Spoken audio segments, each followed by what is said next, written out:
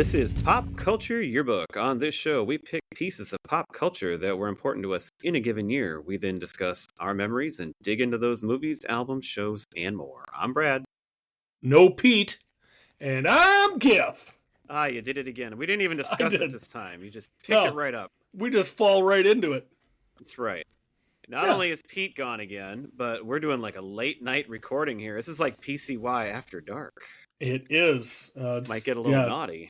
As long as it's not PCY after Gif's bedtime, I think we'll be okay.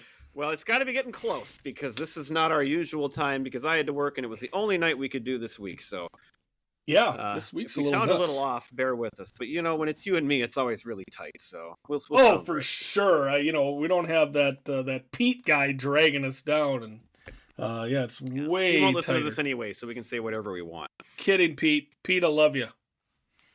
All right. Well, we are here. So we were going to talk about Family Guy because Pete was going to do something with Family Guy. It's not from this year, but it was on during this year. And he was thinking like this is when he really started watching it or something. But when he bowed out, he didn't give us anything to do or whatever. So we went with our backup, which actually worked out really great for I think both of us because I did pick The Dark Knight, and if you listen to the whole month, you already know that we talked about this was my favorite movie of the year, and normally I would have picked it, but we went with the big event movie instead. But now we get to do both. Yeah. So we're doing Forgetting Sarah Marshall tonight, which I have noticed by a few online comments from our draft episode is not just popular with us, but other people too. So hopefully you're listening and having a good time with us tonight. Of course. All right, so Forgetting Sarah Marshall. Go ahead, Gif. What do you remember? When did you see this movie?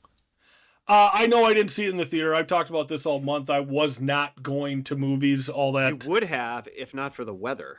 Yes, that's correct. But of course, you guys probably watched the movie because of the weather, right? Partially, yeah. Isn't that kind of the reason? Yeah, so of course, this was right around the time our good buddy Hummel, the pool boy, the drummer from Preacher Row, got married. I was in Bemidji, of course, at that time, and there was no way I was getting out of town, unfortunately, to get down to Sioux Falls for that, what I'm sure was a spectacular event. But, so I would have watched this more than likely. My guess is edited on television the first time I saw it, and then once streaming became more prevalent, picked it up again after that.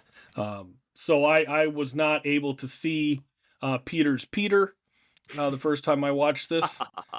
But it's still such a fun movie. There's it's heartfelt with a lot of just great little side fun things going on in it. So yeah, I enjoyed it when I watched it. I'm a big fan of How I Met Your Mother, so Jason Segel's just such a great dude, and love this it. was right in the middle of How I Met Your Mother taking off. And then, man, this is another guy. We talked about Aaron Eckhart. He did this. He did How I Met Your Mother. He did I Love You, Man the next year. Yep.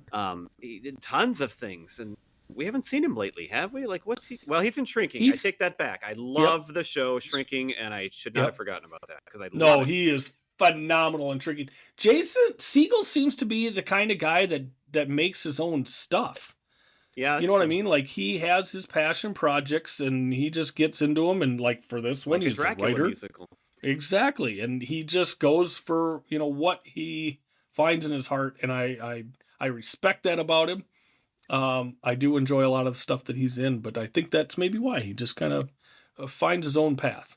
Yes, but that was a faux pas on my part because that is one of my favorite shows on TV right now. If you haven't watched Shrinking on Apple TV with him and Harrison Ford, it is just, we've talked about Ted Lasso on the show and how great it is.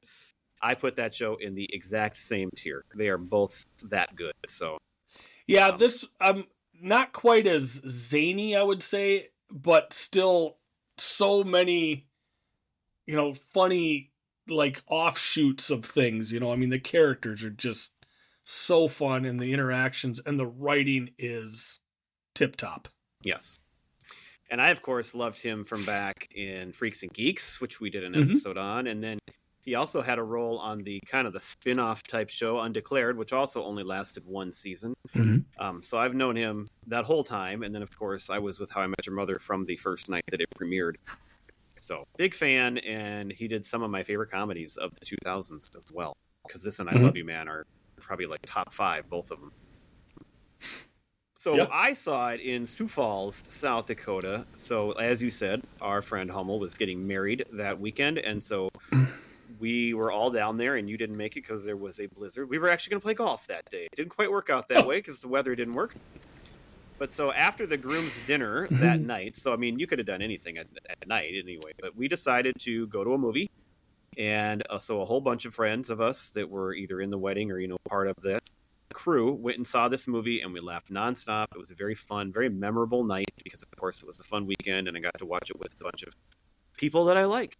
And I loved it right away. And I love the actors in this movie. It's such a great cast. I love the setting. You put a movie in Hawaii like this, and I mean, it's just already going to be good. It's the type of movie that I not only love, but I love to rewatch, and that's what makes it great. And what I really found exciting this time is I realized I haven't watched it in a while. So even though I've rewatched it several times, it's been a while since I've actually watched this movie. And so it was fun to kind of go through it again. Yeah. All right. So this movie came out on April 18th, 2008. So that means our friend's anniversary is April 19th. It had a $30 million budget, and it made over $105 million worldwide. Again, a slight surprising numbers on the Rotten Tomatoes. So 84% critics, not surprising to me at all. But I would think the fans would be higher again, and it's only 76 from the fans, which I don't understand. Because, I mean, this is one of those movies that maybe isn't quite as well known as, like, I don't know, Wedding Crashers or, some of those other big movies. But everybody that's seen it, I've never heard anybody say anything bad about it. People love it. It's great. And so... Right. I'm surprised it would have a lower percentage than the critics. Oh, for sure. Yeah, I mean, and the cast is so good. Siegel himself, maybe a lot of people weren't as aware of at the time, but I mean, Kristen Bell is huge. Mila Kunis, coming out of that 70s show, she's got a lot of pull. Well, they're all TV actors. Well, that Veronica is fair. Mars. Yep. Okay. So maybe that had a little bit to do with it. Of course, we've got Jonah Hill. It really hasn't hit real big yet, right? Superbad. I had completely forgotten that he was in this movie, and he's great. He's got a great role. Yep. But again, it's an Apatow produced film. He, like you said, Freaks and Geeks. It seems like him and Siegel have paired up on just a ton of stuff. So you think that would have gave it a little bit more pull. We had a debut director here with Nicholas Stoller. But yeah, again, like you say, it's a fun movie, lighthearted, and it's definitely an Apatow feel to it, right? I mean, you've got the awkwardness of it. You've got full frontal male nudity that seems to be right in his wheelhouse. But it doesn't have the excessive running time that a lot of his movies have, so that's good. That's fair. Yep. I feel like the running time here is normal and not the the 2-hour comedies sometimes are a little too much. Yeah, what does this one clock in at? 111 minutes. So not quite 2 hours. Yeah, just a little less, but yeah. All right, well, let's go through. Let's do our one paragraph summary first. Please. Sponsored by Google Gemini. Yeah. Brought to you by. Just in case you haven't seen it or you've forgotten about it, let's see how Google did with this one. This 2008 romantic comedy, Forgetting Sarah Marshall, follows Peter Breder, a musician who is devastated when his famous actress girlfriend, Sarah Marshall, abruptly dumps him. To get away and heal, Peter takes a vacation to Hawaii, only to discover that Sarah is staying at the same hotel with her new rock star boyfriend, Aldous Snow. While struggling to deal with the painful and awkward situation of being near his ex and her new flame, Peter begins a rebound romance with Rachel, a hotel receptionist, and finds the inspiration to move on. The film chronicles Peter's emotional and comedic journey to finally get over Sarah and start a new chapter in his life. Yeah. That would wrap it up nicely. Sound good? Yeah. It does. Yeah. Um, what do you have for some fun facts? The only other thing that I've got here is that Kristen Bell learned that Veronica Mars was canceled the day before she did the scene in which Sarah Marshall's show gets canceled. I have that as well. Yeah. That so was a little real life situation there to help the acting out. Yeah, she could, a little method she could work on there. Yeah. I have a few. So that's the only other one you have.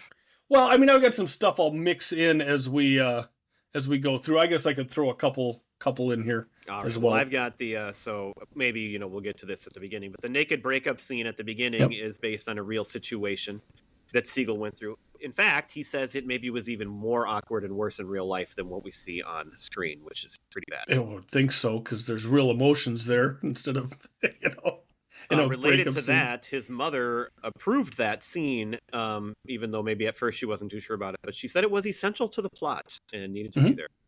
Yeah. I'm not a big fan of Russell Brand anymore. That guy's kind of gone off the deep end, I think. But he did play this role again in the movie Get Him to the Greek. Did you ever see that movie? I think I saw parts of it. I don't think I watched it cover to cover, if you will. It's really funny. I think it's actually a very good comedy. Jonah Hill, so he's playing the same role, and then Jonah Hill's in it again, who kind of obsesses over him in this movie. But a different character. Yeah, it's different. Yep. But then it has the fabulous, my number one on my laminated list, Rose Byrne. She is so funny and so great, and that's another movie where she's just amazing. So, well, as much as I love listenership, I really hope that Reese Witherspoon isn't listening to this, because she's going to be heartbroken. Find out that Rose Byrne change. Rose Byrne is great. Rose Byrne is still putting out funny and great things. And speaking of Apple TV, she does the show Platonic with Seth Rogen, and it's great. Okay. Which is directed, I believe, by Nicholas Stoller, who directed this movie. So there you go. Small world. Yeah. So we kind of mentioned this already, if you were listening really closely, but Dracula, A Taste for Love, was a real thing that Siegel was working on in his real life, which is the musical that it brings the movie together at the end here. It's the thing that he's trying to make in his free time when he's not doing his job that he hates. Right. And then I've just got, two more. One is not very important, but it's filmed at the Turtle Bay Resort in Oahu.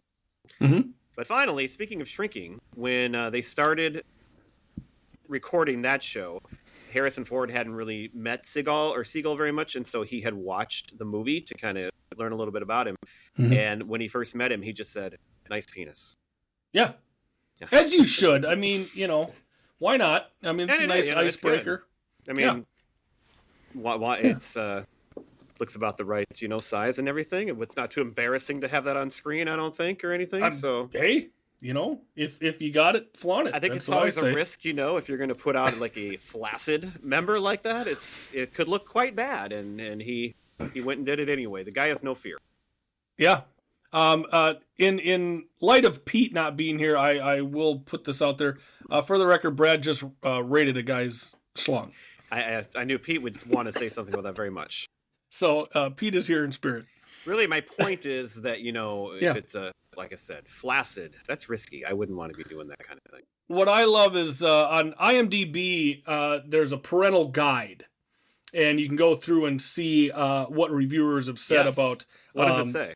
About nudity, swearing, scariness, just all different things. This is rated severe. So I suppose if you show a schlong 3 times... You don't get a lot of full frontal male nudity, so... That's just automatically severe. If you see, other movies where you've got, topless women in a strip club, that'll be, moderate. You know what I mean? So evidently, one schlong is more severe than 2 boobs. Socially acceptable.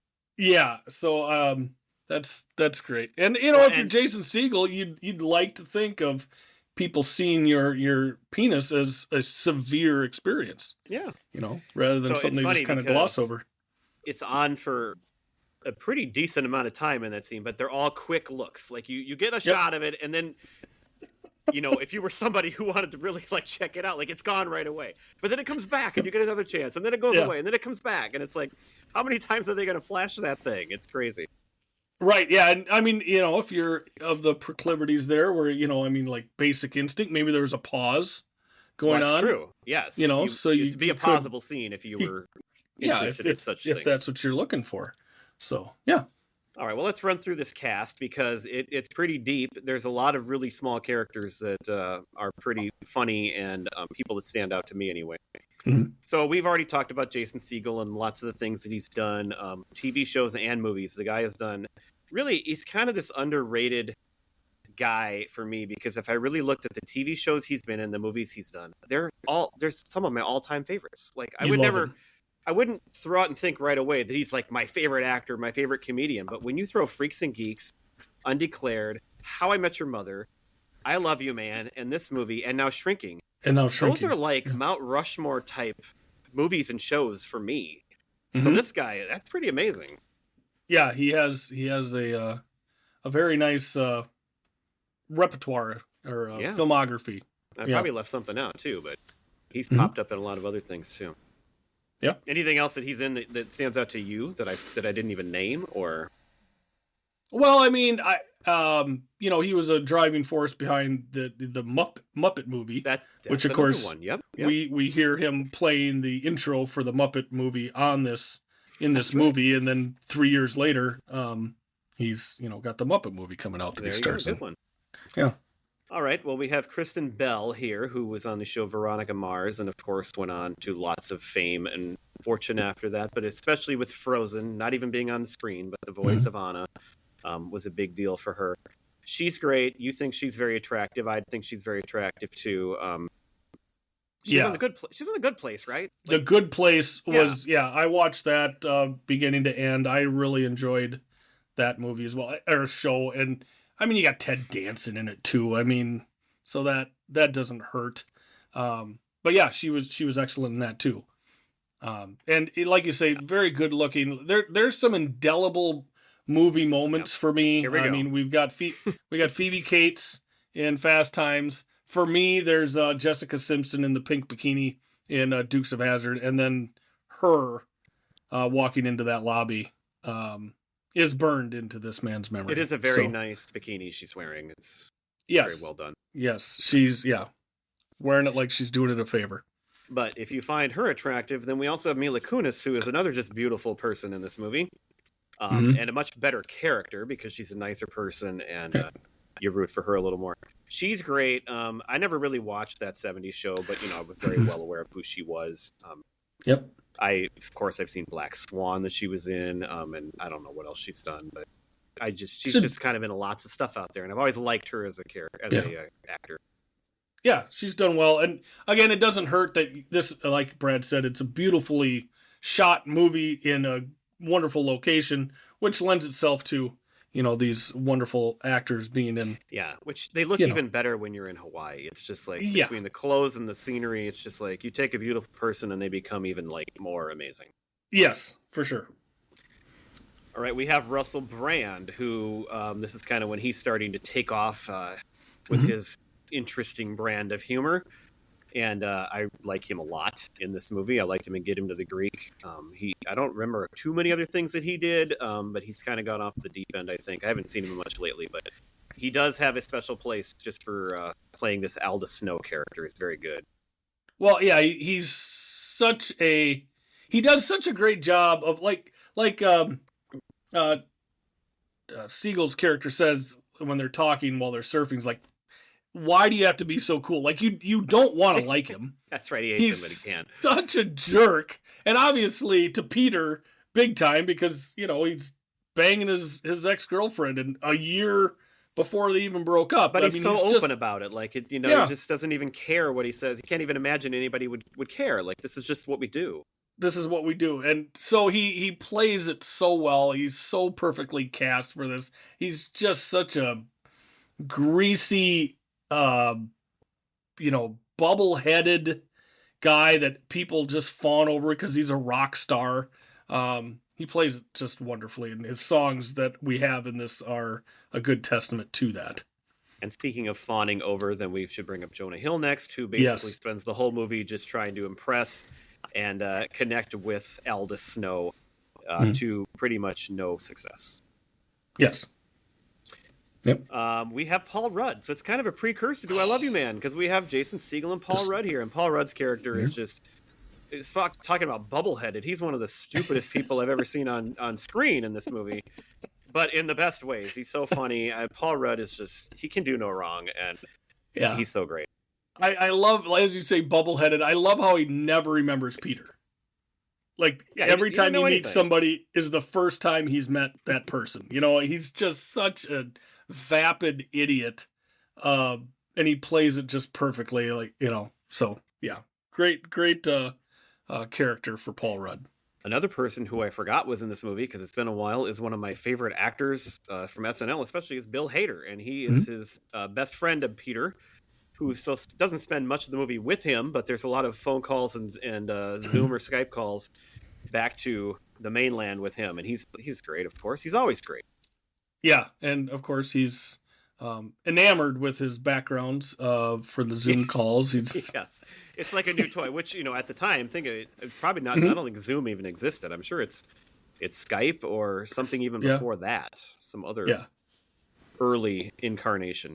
The brother-in-law trying to, you know, break Peter out of this funk that he's in, and is continuously reminding him that, you know, he doesn't really need to be here. It's not, you know, this is just his sister's, you know, husband. But does a great job of trying to be a friend and get Peter out of his depression. Then we have early in the movie, we see a lot of Billy Baldwin, who is the co-actor with Kristen Bell on her TV show, and he's great because everything he says is just a bad pun. He has nothing else to add. Well, it's what's his toes from CIS Miami, right? David Caruso. Well, I don't watch those shows, so I mean, I'm sure he's based on somebody. Yeah, it's still funny because the show is supposed to be serious, and then these comments are so stupid. Well, the show is called Crime Scene of the Crime. I mean, it's so idiotic, and that's the other thing. Like I said with this movie, there's all these little side things going on. Just the dumbness of the things that are going on in this movie are so much fun. Just quick little one-hitters, but yeah, Crime Scene of the Crime is just the dumbest thing ever. We have Jack McBrayer, who was on, when did 30 Rock start? Had he already been on 30 Rock at this time? I think Did that start in 2009? Let me look. Sure. But so he's in here. He's a fellow guest at the hotel on his honeymoon with his wife, which leads to some pretty funny scenes and lines between those two. 2006. And so we already knew him. And he is playing what you expect Jack McBrayer to play. I don't know if he can play any other role other than just the naive idiot. That's just what he is. That's what he looks like, and that's what he plays well, and good for him. He plays it so perfectly. Yeah, he is great. Anytime I see him pop up on a screen, and if it's TV or movie, I know I'm going to enjoy the scene that he's in. He steals every scene. He's just phenomenal. And like, I think he's gay. Right? Like, that's the assumption at the beginning. In the movie, you mean?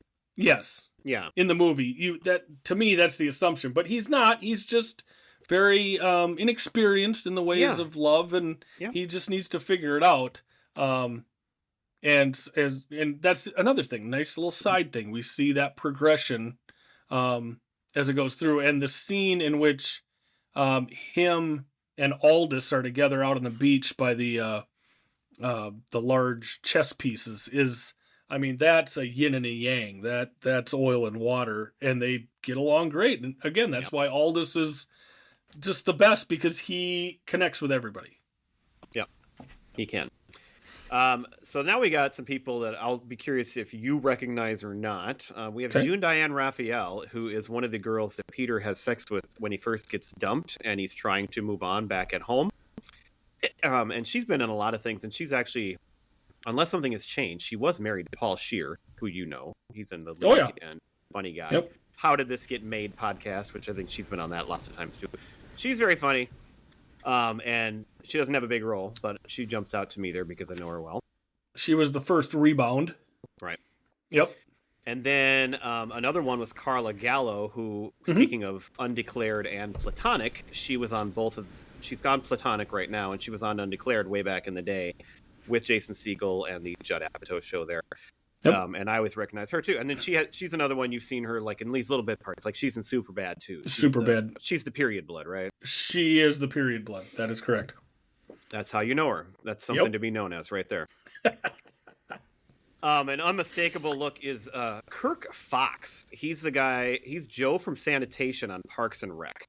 Oh, and so he's in this movie, and I just, I only know him from these two things probably, but like the way the guy talks and looks is like you know him immediately, and I love him on Parks and Rec because he's such a idiot, crude, in your face, like he'll say anything sexual, and he's just kind of dumb and has no filter, and so that's what you look at when you see him.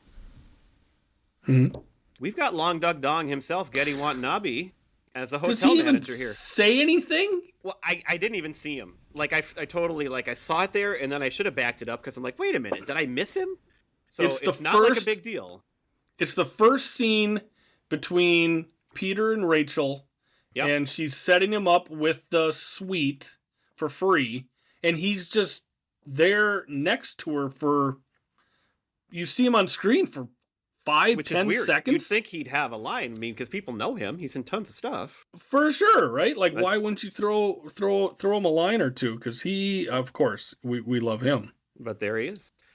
And then a couple more. The other one, the surprising at the end, replacing Billy Baldwin on the new show Kristen Bell does, is we get Jason Bateman, and he's just playing the Billy Baldwin role of saying dumb things.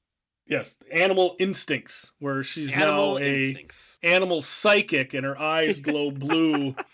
And it's just so idiotic. And I love that they attach, because I don't know, did they attach Crime Scene to a network? But in this one, it's coming out on NBC this fall.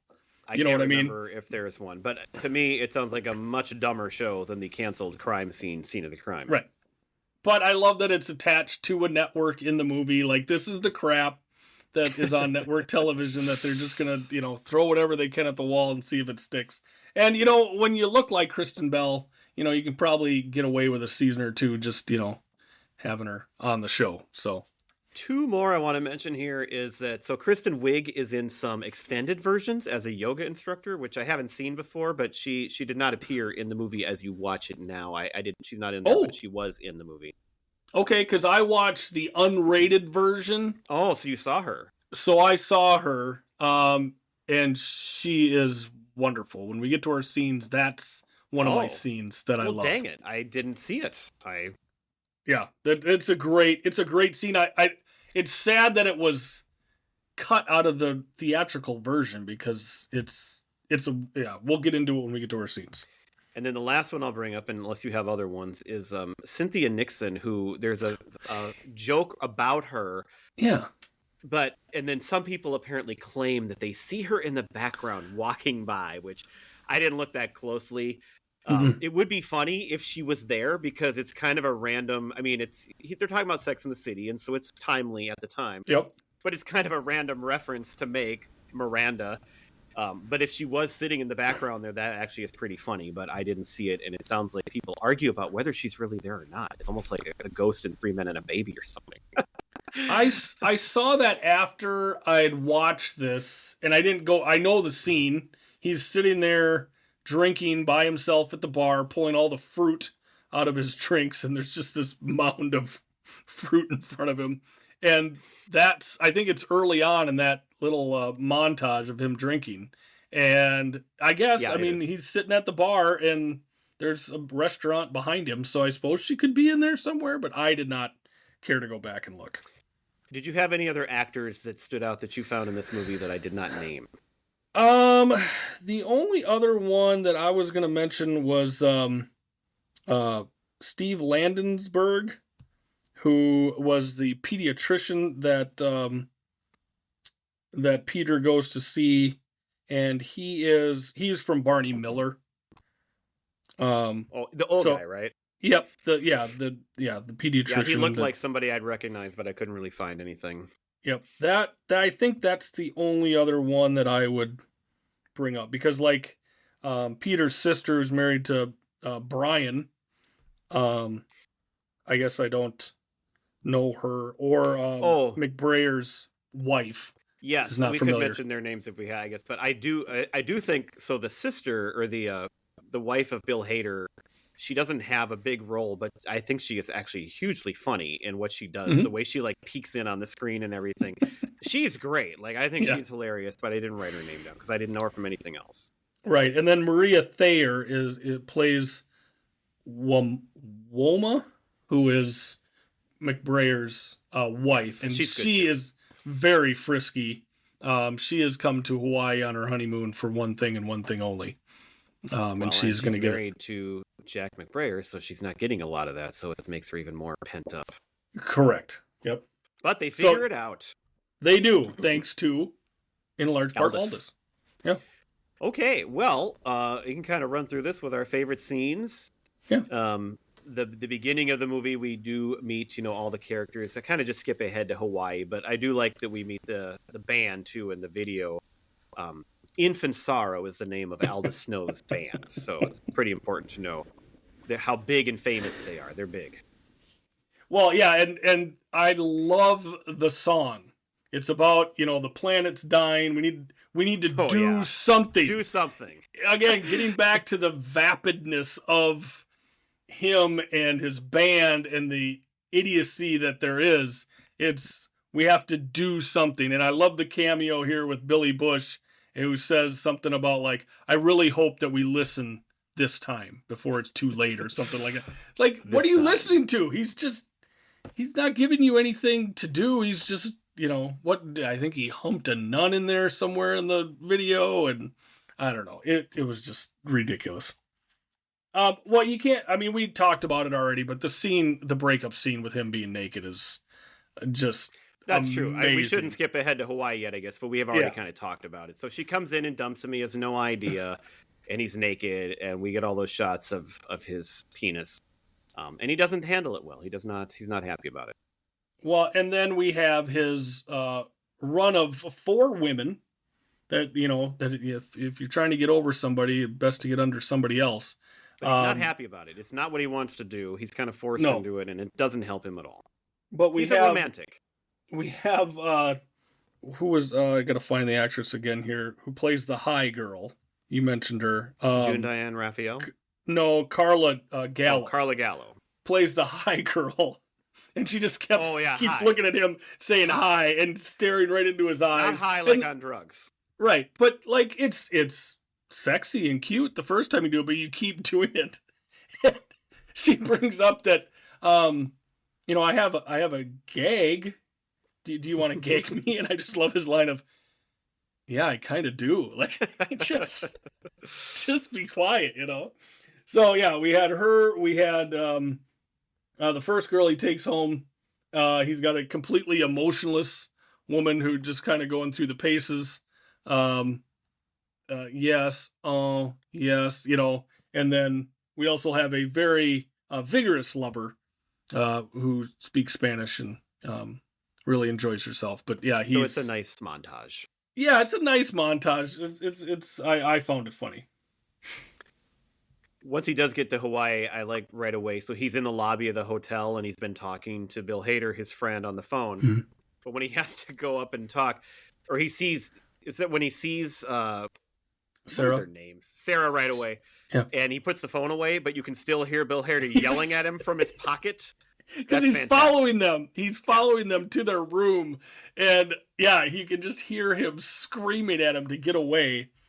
And of course, that scene is great because, it sets up, it's the first time we meet Rachel. And then we see just how, again, to me, it's a hallmark of Apatow movies, just how awkward this whole thing is going to be for him. Like, he has gone through 3 weeks of hell, just self-loathing and pity and crying constantly. If that's not bad enough, now we're set where he's going to spend a week in the same hotel with not only her, but the man she's moved on with. And it's interesting because it's never really stated clearly. He knew she liked this place, and that's why he went there. But does he actually know she's going to be there or not? No. Because you would think, but are you sure? Because it's like he followed her there. It's a pretty big coincidence. Yeah, I mean, I guess. You kind of have to make your own decision on that if he knew or not. He didn't have a reservation, obviously. He's just going to a hotel. So I guess you could argue. I never took it that way. I took it that he heard that she liked Hawaii. He's like, well, Hawaii's nice. I guess I can give it a shot. But the chances of actually running into her, you would think would be, pretty slim. Well, but of course he went to the place that he knew she'd like to go to, though. So I must have missed that part. Yeah. So I don't know. It doesn't really matter much in the end, but it just adds to his character. Like, did he go here to get away and actually try to get away, or did he follow her there to make himself even more miserable? Right. And you kind of got to figure that out for yourself. Well, and also we get to meet McBrayer and his wife in this scene too, and just his awkwardness, the uneasiness, and she's all over him. He's just like a cartoon character, like the way he talks. I mean, because what is the movie where he does a voice, like, because he's got a great voice for? I can't even think of which character. There's some animated movie where he plays. Oh, I'm sure he's had to have more than one. But like that's the way he sounds in real life too. Mm-hmm. Yep. We meet Paul Rudd early on because he needs something to do, so he goes to get surf lessons, and of course that's great because you get to meet Paul Rudd and see just what an absolute idiot he is. Mm-hmm. But he's your typical laid back, cool, Hawaiian guy who that's his whole life is just living on the beach and doing nothing else. And just surfing. And, the first time we meet him, he meets Peter and he's like, there's some sadness behind those eyes, man. Yeah. And it's like he's really, the next time Peter comes up to him, it's like he doesn't remember anything. And that's his line, man. That's how he connects with people. Which is great the first time, but doesn't work so well the second time around when you don't remember him. No. Let's see. What else do we got what's one of your other favorite scenes here earlier in the movie?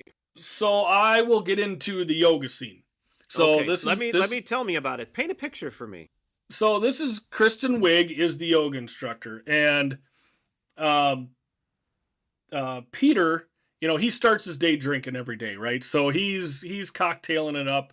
And they're in like a gazebo, large, outdoor area, of course, for this yoga. And he happens upon it and he comes in, he's holding his drink. And so that was off-putting to her to begin with. So you can't have alcohol. He's like, well, it's not alcohol, it's just pineapple juice. She goes, well, I can't have outside drinks. So he comes in, he's going to try yoga. And of course, Aldous and Sarah come into the class as well. So he's bound to determine, hey, this doesn't bother me. And Aldous and Sarah are very good at yoga, and they can do all the stuff. And Kristen Wiig's character is, completely taken. I mean, she's turned on by Aldous. She loves him. It wasn't in it here, but I swear I did see this at some point in one of my viewings. It's so familiar. I must have seen the scene at some point. So she does nothing but compliment them, and continuously makes just side comments towards Peter that are demeaning. And so they, go through and they try different things and poses, and, God love Peter. He pulling him off, but, he's having a rough go, and these other two are standing right next to him and they're doing a great job. I mean, there's one scene where Aldous is like, I don't know all the poses, but, he's like hands down, feet down, standing up, butt in the air, and Kristen Wiig's character just goes over and like, you don't need any help, but I'm just doing this for me. And she like lays her body on top of him and just like rubs herself on him. It's so great. And she's always so very soft spoken, very YouTube this. Oh, it's a phenomenal scene. It's great. I can't believe it wasn't in the regular movie. All her little jabs at Peter are phenomenal. And just the way she fawns over Sarah and Aldous is great. All right. There are a few scenes of them going out. So he does get to go out with Rachel, which is Mila Kunis. And the first part of that is kind of an odd scene, but it's, to develop something. But her ex shows up, and it turns out he's this huge, like, martial arts, like, huge guy. And she freaks out, though. We see a different side of her here. She freaks out, and a big brawl commences. But it leads to them going to get drinks afterwards together. And she gets him up onto the stage and says, "Sing your Dracula musical," and he doesn't want to do it, but then he commits to it, and it's a pretty great scene because like you learn about her, you learn about him, and you get to hear this song, which is just this off the wall thing, and it people aren't sure about it, but eventually it kind of wins everybody over, including Rachel, who at first she's like, maybe I made a big mistake by putting him up there, but she comes around. Well, and you get to see that she is, other than being a complete and utter smoke show, much like Sarah Marshall, she's complete opposite. Like, she's easygoing. She actually is interested in what he has to say, what he's got going on. She wants to, find out what makes him tick. When she had mentioned that they're going out to this thing, he goes, well, I don't know, maybe I shouldn't. She goes, if you want to go, go. If you don't, don't. Like, she's easy breezy, which, he kind of, he kind of needs that. Just somebody that's not high maintenance. Mm-hmm. This is a short scene that I love, but during one of the Zoom calls or whatever they're using, Liz comes on and she like is reaching down to talk, and he makes her lift her head up and down, and it makes it look like she's giving oral sex to Bill Hader, her husband. And that's funny enough because he doesn't even get it. He's like, "Oh, I see what you're doing." But then at the end, she gets up and she's wearing a pearl necklace, and he goes, "Oh, that's a nice necklace. Did you have that on a moment ago?" And then I love how Hader's character has to explain it to her. That's what makes it even better is, if you got to explain the joke, it's not funny, but doing it that way is really quite hilarious. That's one of those scenes. It's completely unnecessary to the movie, but I'm very glad they didn't cut it because it's hilarious. And between the three of them, because that's where she's so funny and she doesn't care. She blows it off. But you think Bill Hader's in on it, but then he's not, and then he gets mad, and then he has to explain it. It's awesome. It is. Well, and I like you said, those scenes are great because, they're talking. The two of them are talking, and then all of a sudden, Peter's like, "Is she there?" He's like, "No," but he looks over at her, and you can hear her in the distance. It's so cute. It's what couples would do, right? I mean, they're in the middle of everything. One of the scenes that I love. So as this movie goes on, like it starts out, Peter is crushed, right? Everything's awful for him. He gets to Hawaii. Now we see Sarah and Aldous. Everybody fawns over both of them, and he's just this pathetic pile. But then we have this scene where the two couples go to dinner together. Oh, that's the one I was going to bring up next. That's maybe the most important scene in the movie, probably. Right, because this is where things turn. So this is where, Peter and Rachel have gone out before. Now they're a little bit more comfortable with each other, and they're honestly having a good time, just the two of them. And it's not meant to be a double date at dinner. No. That works out that way by chance. So we have these two couples, and you start to see the crumbling of Sarah and Aldous' relationship, which is ridiculous to begin with, because Aldous is, if nothing else, a poon hound. I mean, he's going to go after everything. Yes. And, you got this new couple that, are really getting along and hitting it off. And, this is where Sarah starts to, get some jabs in about, I could never live in Hawaii. Hawaii's just for a quick escape. And then Rachel comes back with, there's like what am I trying to say here? Not enough dog psychiatrists and personal assistants, It's just such a fun scene to see how everything turns. Here's a fun fact for you. So of course all three, Aldous, Rachel, and Peter, start cutting on one of Sarah's movies that she was in about a cell phone. And the cell phone's able to kill people. And they're just ripping on the whole premise, and it's just ridiculous. But Kristen Bell did a movie called Pulse in 2006, in which that was kind of she thought along the same lines of the premise of the movie, right? Like there was something where a virus in a network, if you pick up your phone at something or another, and it gives you suicidal thoughts and people kill themselves. So that's, I thought that was kind of a fun little fact that. And all through the fight, part of what was starting to already drive apart Sarah and Aldous is that she bought him this Hawaiian shirt and she made him wear it, and he didn't want to wear it. He hates it because he, of course, dresses all this weird stuff. So actually, it's a nice shirt. Like, it's what normal people might wear in Hawaii, but he can't handle it. And so they're fighting about that. And there's all these passive aggressive comments. But then there's another old guy wearing a shirt just like it. And points it out like, hey, you and me, like, hey, we got the same shirt on. And Aldous is just like, son of a bitch, are you serious? But of course, what really drives the comments, too, is there's a lot of drinking in the scene because they didn't meant to be together. He kind of passively invited them to join, didn't think they would, and then they did, and so they start getting drunk, and then that's where, things go off the rails. Right, and she's drinking. He's not. Aldous is not, because he's 7 years sober. Yep. And so... But he just acts drunk anyway most of the time, so it doesn't matter. Well, his behavior and language is so off the wall, you would think he'd have to be drunk to come up with some of this stuff. And one of the things he says is about, it's okay to just bang anybody that you want. Yep. Which of course your girlfriend would take exception to. And, that's, another thing where, things go off the rails. But I love the scene where he spills his juice on the shirt and he's like, oh, I might have improved it. Just continually ripping on this shirt. Well, and then the extended part of this scene leads to that they both go back to their rooms. And so Peter and Rachel are all hyped up. And so they are having sex. And it's like LA Story. It's the great... when Harris and Sarah, Jessica Parker, they're doing it. And so Sarah hears them through the wall, and she basically forces Aldous to have sex with her, and he's not even doing anything, and his reactions are amazing. But she's screaming. They make it sound like it's great, so they can hear her through the wall. And it's like the sexual competition, which we saw in my favorite movie, LA Story. That's correct. Yeah, and again, this is, that Rachel and Peter, they're having a great time. They're, it's genuine. And then, of course, she has to, fake everything. And then, of course, they up the ante, which is great, too. Both of them are in on it.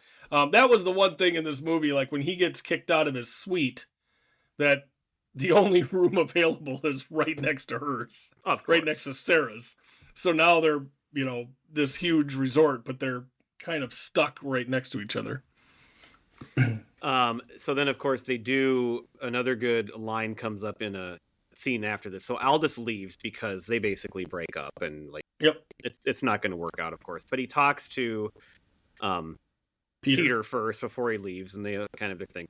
But so Peter ends up going to talk to Sarah, which he shouldn't do, and things get weird. And then he got to go, and he tells Rachel because he wants to be all open with Rachel because even though it got weird with Sarah, he wants him and Rachel to be, that's who he does like he's over it. But he's so honest with her, and he brings up that there might have been some oral sex. And then she gets mad and he says, 10 to 15 seconds of oral sex, tops. That line right there is just like it's going to help or make it better. And it's just like, you didn't have to give that detail. You could have just maybe said she tried to kiss you, but because he wasn't interested. Like it wasn't like he was instigating it or even accepting it. No. Hardly. Like he got out of there. He really, of course you could say he did something wrong, but not really. Yeah. But the way he, in trying to be honest with her, he makes it sound so much worse. And of course she hears obviously the worst. Well, and so now they've got their problem. This is where Sarah is, basically in the same spot that Peter was, a month ago. Like, now everything's gone off the rails for her. She got her show canceled, just broke up with her boyfriend. She's embarrassed. She's scared. She doesn't know what's going on. And, now here's Peter, who's a safe place, a familiar place. And so she's going to grasp for whatever she can. And let's not forget, as far as Peter's come in this week in Hawaii and turned a corner, like this is still somebody that he's obsessed with. Yeah. And I shouldn't say that he didn't do anything wrong, because at first he was like trying to go along with it, and then what happened is he couldn't get it up, and so then he realizes he's not interested, but he definitely was open to it at first. So I shouldn't say that, because somebody might think that I'm a bad person. And mad props to the bartender later in the movie who tries to explain this to Rachel, how great of a guy Peter really is, because he stopped mid-fellatio, which is not an easy thing to do for a man. It leads to blue balls. And, that little conversation, and then, of course, Peter stealing the topless photo of her from the bar and giving it to her at great peril to himself. Those two acts, kind of turn her back. Before he goes home, because they do not get back together in Hawaii, but there's early in the movie we find out when they go out to this bar that there's this topless picture of her in the bathroom. Yep. And the guy refuses to take it down.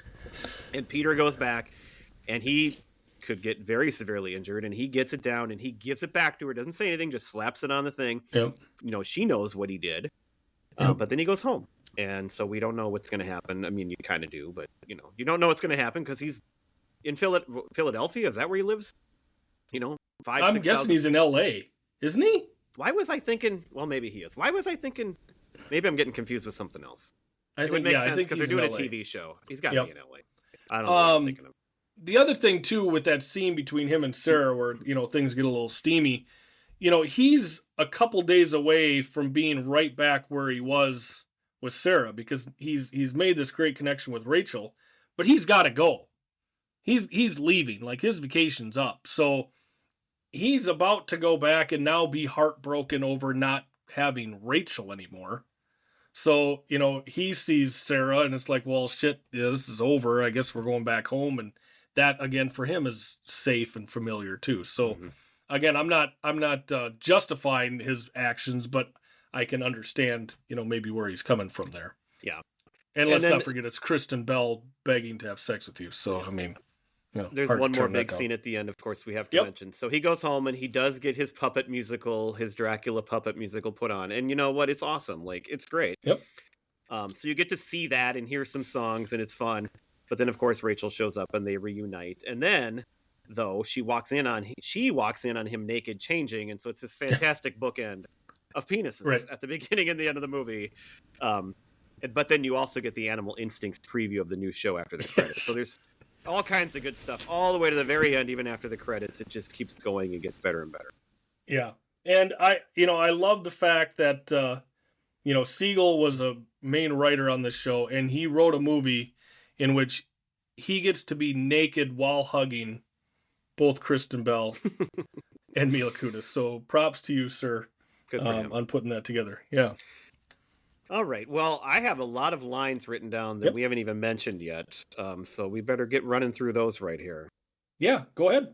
Well, the first one I'll say is early on in the movie when he's told to go back out there after he gets dumped. Mm-hmm. And is it Bill Hader? Whoever says it says, you don't need to put your P in a V right now. That's Hader. And he goes, no, I need to B my L on somebody's T's. That is fantastic. I was watching that scene trying to figure out what everything was. Oh, it's easy to figure that one out. Yeah, I know, that's the brilliance of it. It's not. It's hard. Coming so quickly. You know what I mean? They're just going back and forth with all these initials. It's just absolutely phenomenal. I've got one with McBrayer. They're at the bar and he's kind of bemoaning, his inability to and kind of not wanting to have sex with his wife, but he's trying to put on a brave face. And as he's leaving the bar, you hear him say, "Off to find the mythical clitoris." Yeah, he does. Well, I don't know if it's in the same scene, but my next line is by McBrayer too, and they're talking about her show, Crime Scene, and he says, when they mix the sexuality and the violence, I like it. I like it. Which, is completely opposite of what you'd think he'd say. He'd hate both those things. But yet you see that there is this weird side of him behind there. Yeah. I've got one here from Paul Rudd's character. Me too. And it's, I believe it's during the surf lesson. And he's showing him how to pop up and, tell him to do less and blah, blah, blah. And he's like, let's just get out there. And he starts singing, the weather outside is weather. Oh, but before that, he says, oh, come on, we're going to figure it out when we get out there. Come on, let's go surfing now. Everybody's learning how. He starts singing Surfing USA. Yes. And then he keeps trying to sing and he turns it into Let It Snow, but he says the weather outside is weather. Weather outside is weather. Come on now, everybody's learning now. Let's go surfing now. My next line by him is also, he's talking about Rachel's ex, who we only saw for that one scene, but he's this big guy. And he tells Peter, I saw him beat up a guy with a starfish. And then he pauses. That guy was me. That was me. Yes.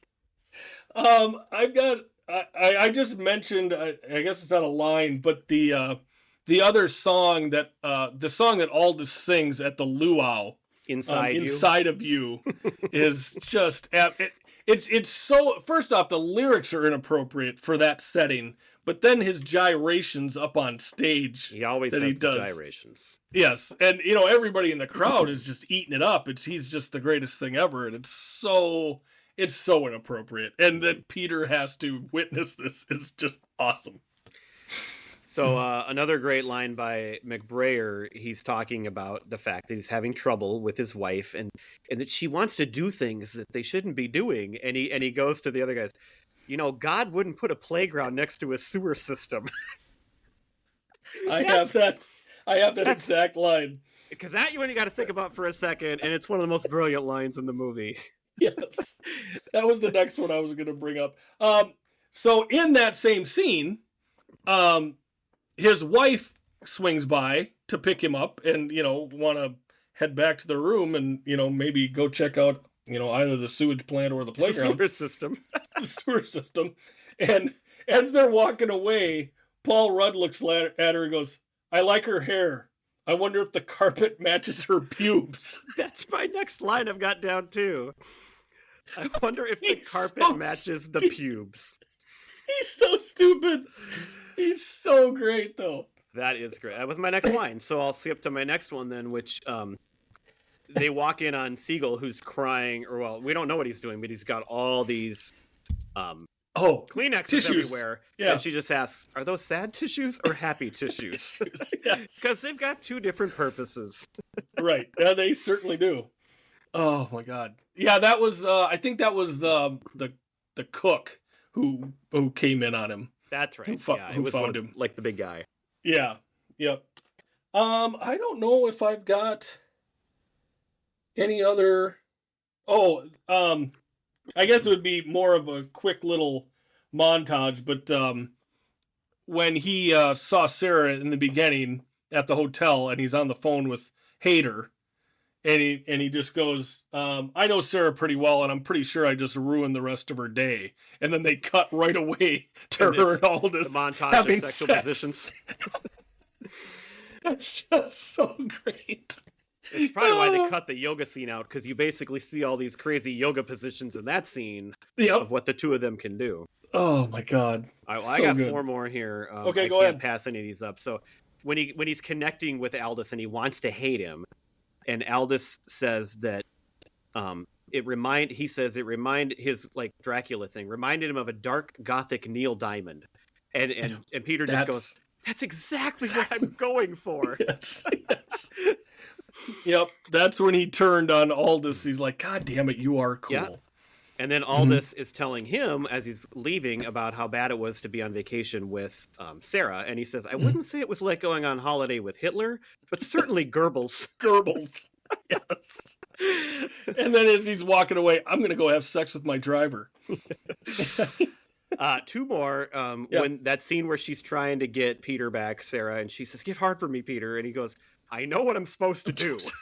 Yeah. The delivery is perfect. That's what makes it funny. And then finally, he's so mad and he's stomping out of there, and there's a wedding going on, and he just runs by the wedding. Oh, wedding in Hawaii. Real original. Right. Yep. So those were all the lines I had. The only other one I have is not a line, but it's early on in the movie when we see the Do Something video. And in there, Aldous is holding a sign that says "Sodomize intolerance." Yes, that counts as a line. Just so dumb. Yeah. All right. Good movie. Final thoughts? Yeah, I would go along with a good movie overall. Let's talk about, so we don't usually compare movies like what I mean, but we talked about Step Brothers last week. Are we both in the same camp? We get why that one's liked and everything. Do we both like this one more than Step Brothers if you're having to pick? I've come a long ways in Step Brothers. Like, I'll watch it any day. But if I'm going to say which one I like better or I think is a better movie, I'm going to pick this one. They're different movies, you know. Yeah, I mean, they're both comedies. You know, it depends on what you're in the mood for. I mean, I would lean maybe this one more just because I'm a horrible pig and I like looking at Kristen Bell and Mila Kunis on screen. You can have your reasons. God, Step Brothers, man, it depends on what you're in the mood for, honestly. Well, okay. It surprises me because I thought you'd pick this one easily because you were the one who kind of came in down on Step Brothers, so that's why I asked. I wouldn't say I was down. I wasn't in the cult classic. Like, it wasn't like my thing that I attached myself to like so many people did. Yeah. Okay. But anyway, they're both good movies and I could watch them anytime. I love that we did them both. Okay, well, to wrap it up, our draft this week, this movie all is about a big breakup and how bad it is for him to try to get over her. So we're going to pick our saddest breakups that we can remember from movies or TV. Yeah. And so, you can define this in lots of ways too, as far as important or sad, or you like the characters, or, I mean, it can be whatever. Maybe you don't even see the breakup, which is my number one kind of fits that category. So. Okay. We're going to go back and forth, and then we're going to put a third list together for Pete, which we did about a year ago at this time, if you remember those days. All right, well, Gifford gave me the first pick. So I am picking a movie we've talked about, which is one of my all-time favorite movies, and it's like this, where the whole thing really revolves around a guy trying to get over this sad breakup that he can't get over, and so that's Mike and Michelle in Swingers. Oh, God, See, that's why I'm not as big of a huge Swingers guy as you guys. I don't even have that on my list. That's why I said I knew I wasn't going to I wasn't going to snipe you because... But like the whole movie sets up with he can't get over her. It's just like this movie. Yep. And even though we don't really see the breakup, like that's what it's about. Yep. And he's so sad. And it's, like I said, it's one of my all-time favorite movies. So that's what I'm going number one. Wow. See, I was hoping you would so that I would have an easier decision because I told you beforehand, there's 3...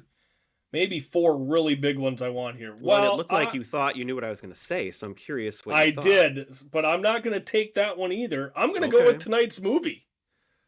I mean, I'm going Sarah Marshall on it. I mean, this guy is absolutely crushed.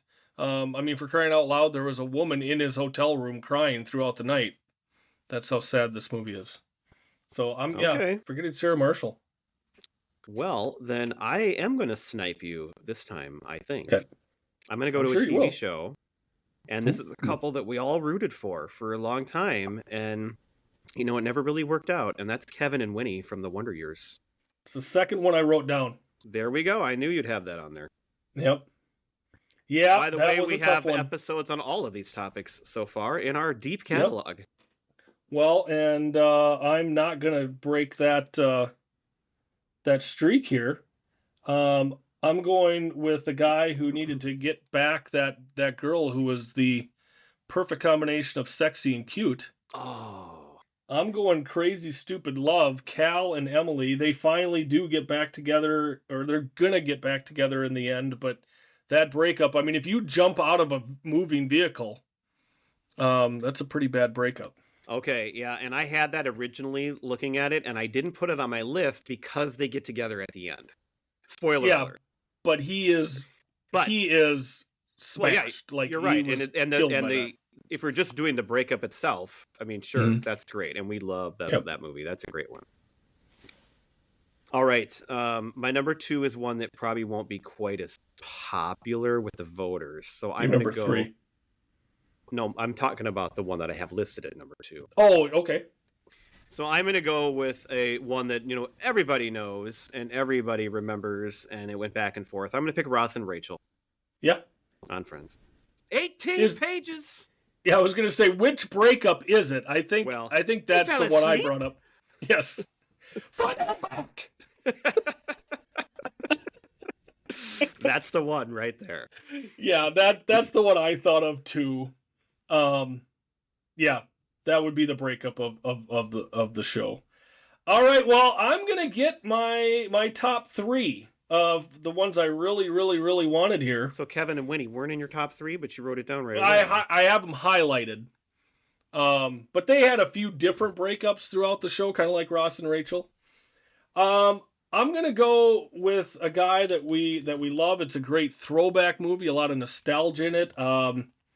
We love Robbie Hart, and when Linda dumped him in The Wedding Singer, that really wrecked him.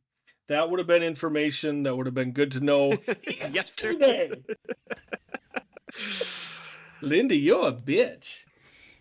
That's a good one. That's one I didn't have on my list, but that was the first one I wrote down. I guess it's been so long since I've seen it, like it wasn't even in my thing there. I love that movie. That to me is Sandler's top 3 movies. Oh, his first 3 movies are the best 3. Yeah. I mean, I don't care about anything after that hardly. Except Happy Gilmore 2. Yep, that's true. My next one is more recent. It's one I didn't think of right away, and I didn't see it on a lot of lists, so I'm glad I caught it. But a show that we brought up earlier tonight, and a show that we've done an episode on, and a show that we love is Ted Lasso. And it was so great when Roy and Keeley got together. Like, that was such a huge thing, and it was so great. They were such a great couple. And then you never saw it coming that they were going to break up. It was shocking. And so Roy and Keeley is my number 4. Yeah. Yeah, I considered that one, but kind of like you with Crazy Stupid Love, like they didn't get back together, but they're it was a mutual, respectful. As a viewer, though, it was sad because nobody wanted them to break up. Nobody wanted them to break up, no matter what the situation was. Keeley. All right, I'm gonna take one here. So they didn't necessarily have a real drawn out romantic relationship before this moment, but to me it was a pretty big breakup. And if a person's actions causes another person to run back and forth across the United States of America repeatedly, I would say you did some damage to the guy's psyche. I'm going with Forrest and Jenny from Forrest Gump. He took that hard. I didn't think of that either. I guess I wouldn't have had it just because I can't stand her so much that it's like I'm happy for Forrest that they're not together because she's the worst. Oh, yeah, she was pretty rough on him, that's for sure. But it is sad for him. Mm-hmm. All right, my last one, I'm looking down my list. I'm glad I didn't forget this one because I wanted to pick it. This is another more recent one, and it's a more serious show. But I really liked this couple and how they helped each other through these difficult situations they were constantly in. But then, spoiler alert again, they don't end up together. And in the sequel, you kind of know that because in the show that came out first, which was the sequel, they're not together at all. That's Jimmy and Kim Wexler in Better Call Saul. Oh, yes, I have them on my list.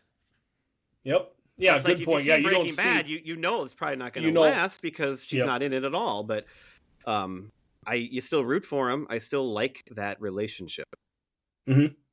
Yep.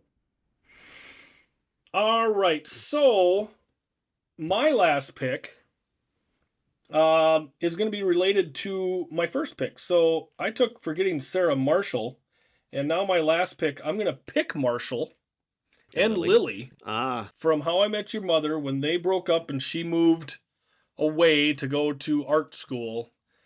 Marshall was in a pretty bad spot there.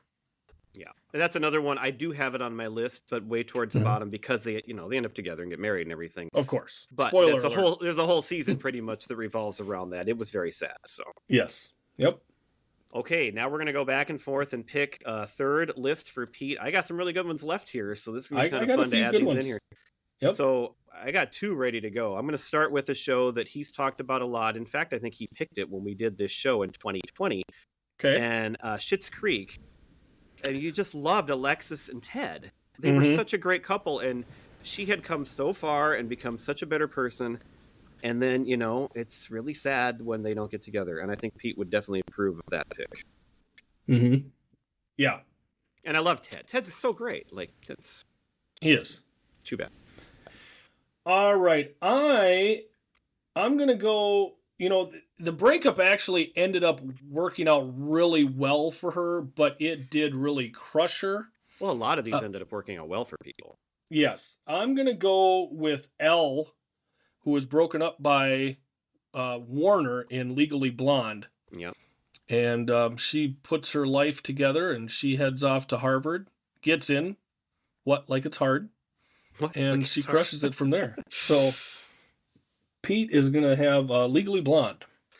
All right, my next one, another episode that we have on our books. This one, it was so bad for this guy that he almost killed himself multiple times, but again, ended up better off in the end with a much cooler girl, and that's Lane and Beth in Better Off Dead. Oh, yeah, I did not have that one on my list. Pete would definitely like that pick. Okay. He's skiing on one ski. All right, I like this one because at different points in this movie, the breakup affects one person or the other, at different points. This is Can't Hardly Wait, Amanda and Mike. Amanda feels shunned. Mike in the beginning is, on top of the world. He's going to get nothing but ass. And then by the end of it, Amanda's got herself a new beau, and Mike feels like an idiot. That's a good one. Love that movie. For my final one, I think it's fitting that we'll do a show we all grew up loving and a very famous couple. I'm going to pick Sam and Diane from Cheers to close it out. There you go. Who, of course, could never be together because Diane left the show, so It wasn't going to work out. Yeah, she broke up with more than Sam. That was fun. That worked out well. That's a good list. Yeah, I think so. What else do you have? Well, you could pick a different guy to go along with this girl, but for me, it was Dawson. Joey and Dawson. I know I didn't write that one down, but I knew you'd bring up Dawson's Creek. Pacey and Joey were a much, more established couple throughout the series, but, it all rotate. I mean, Dawson, when she, when they fall apart, that was rough. There's a movie called The Breakup. Yeah. With Vince Vaughn and Jennifer Aniston. That was pretty nasty breakup there. I already mentioned your favorite, Reese Witherspoon in Legally Blonde, but I'm also going to go with her in Cruel Intentions when her and Ryan Phillippe's character break up at the end of that one. That's a little rough on both of them. Of course, he ends up dying. I've got Forrest Gump with Tom Hanks, also Castaway. The fact, not really a breakup, but when he comes back and she, of course, has had to move on, it's tough, they know they got to do what they got to do, but to see that rekindled for that night and out in the rain, and it's, that's a tough one. That is a great one to bring up. I love that you said that. There's been quite a few on The Office, but Dwight was absolutely crushed when Angela broke it off with him. I like the movie The Americans, and Stan fell for Nina, and even though they were both kind of working each other for information, but that was tough. And then I've got two from old school. I got Frank the Tank and Marissa. And then also, of course, Mitch and Heidi, which puts the whole movie into motion when he comes home and finds out that she's into a few extra things. I think Heidi and Aldous would get along great, to be honest with you. Yeah. So those are the rest that I have. What do you got? I have a classic one. Rick and Ilsa from Casablanca. At the end, they don't get together like you expect. Okay. Just watched that on Super Bowl Sunday in the movie theater this year. I have never seen that movie. Have you seen Eternal Sunshine of the Spotless Mind? No, and I saw it on all these lists, and that's a big hole I need to fill. It's a great movie. Clementine and Joel, they go so far as to try to remove the memories of their relationship. It's it's a weird movie, but it's great. Jim Carrey's amazing. Kate Winslet's always amazing. Tom and Summer in 500 Days of Summer. He doesn't deal with that well. You have never seen that either? Yeah. Well, he writes greeting cards and he starts to write. It's pretty funny how he handles that. Another one on Friends, a smaller one that you might forget about, but when David moves away to Minsk from Phoebe, that because you're really rooting for Phoebe there, and they're a great couple, and it's Hank Azaria who's great. Hank Azaria is awesome. Yeah. And so that one's under the radar when you think of Ross and Rachel, but that's a great one there that I could have picked. Yep. We haven't actually. I've picked it. We've talked about it, but we haven't done an episode on Up in the Air. But Ryan and Alex. So George Clooney, he has this fling with this woman on his travels, and he, thinks they got this thing going. She even comes to a wedding with him, and he goes to meet her, and he walks up to her house, and it turns out she's married with a family, and it's pretty gut-wrenching to see him react to that, because you didn't expect that, because he doesn't ever get serious, and then he did, and it's like, oh my god. So it's kind of sad. I saw that movie once. I should probably go back and watch it again. That is worth watching. That is a great, great movie. Yeah. Ennis and Jack in Brokeback Mountain. I've only seen it once, but you see it on all the lists, and of course, it's pretty a big one there. And then another How I Met Your Mother. I mean, Barney and Robin at the end, they get married, and then all of a sudden they're not married anymore, and it doesn't work out. And kind of a quick. You had to bring that up. I had to bring it up. Sorry, that was my last one on the list. Sorry. Yeah. Yep. So. Well, go watch Up in the Air then instead, and you get over it. Yes, I will get over it. So, we are going to close the yearbook, right? We are closing the yearbook on 2008. Turns out that was a lot of fun. That was. Yeah, a lot of good subjects there. But next month, what are we going to get into, Brad? Well, we're going to get into some things we're thankful for. So we're still kind of in the process of putting it together, but we will be doing one of our all-time favorite movies for the first time. Which, it's cliche, but the week of Thanksgiving, we're going to have Planes, Trains, and Automobiles, our spin on it for you. So hopefully you'll listen to that one. And then I think we're going to do some music that revolves around thanks, maybe, and maybe some TV episodes that we love on Thanksgiving themes. So we're putting it together, but we're gonna have a month of thanks coming up for you in November. Absolutely, yeah. Hey, Brad. Hey, what, Gif? Which band's carpet always matches their pubes? You nailed it. It's Preacher Row. You could have gone a lot of ways tonight, but that was a great one. Yes. If they have them, it matches their carpet. That's right. For sure. Yeah. All right. Thank you, everyone, for listening. We'll see you again in November.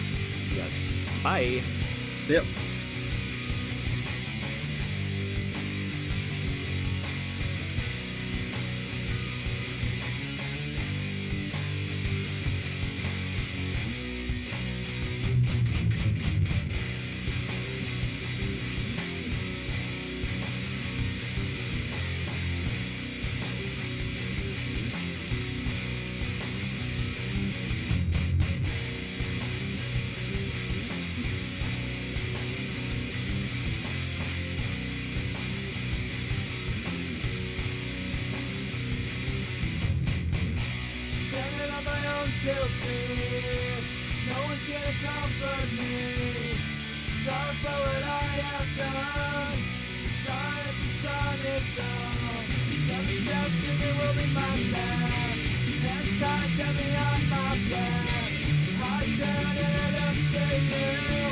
I'm scared, but there's nothing I can do.